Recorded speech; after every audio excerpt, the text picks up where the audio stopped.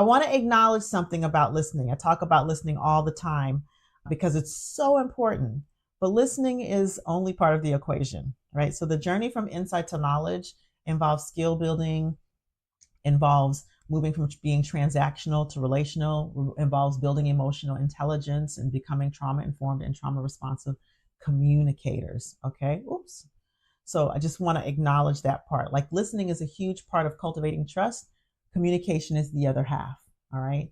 So then where can we start? And I'm speaking, there's two paths here, right? I'm speaking to the individual, but I know people are in organizations. So where can you start? Well, it starts with assessment. I've given you data, but you need to know your data. Like, what does it look like in your organization where you are? And how can you do that? You can hold listening sessions. You start courageous dialogues. This is why I do breakout rooms. So you can start those dialogues here. Now, one of the things that people do is do surveys, and sometimes surveys are tricky because if you're in an organization where trust and safety is not present, the people who need to be answering the surveys may not answer the survey. So generally speaking, having those courageous dialogues and those listening sessions may be a first step to us to begin to assess.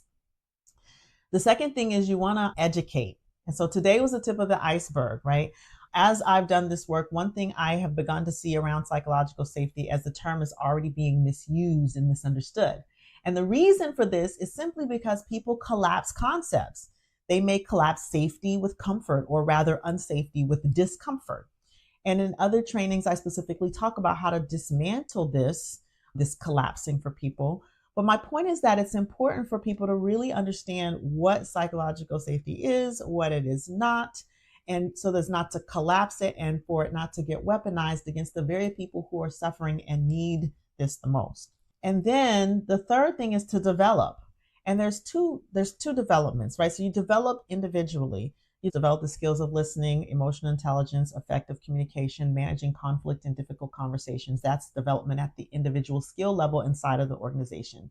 People need to personally develop themselves. And then there's organizational development, like developing policies to create safe environments. That may be developing equity policies, developing reporting policies, developing well-being policies, bullying, non-bullying policies.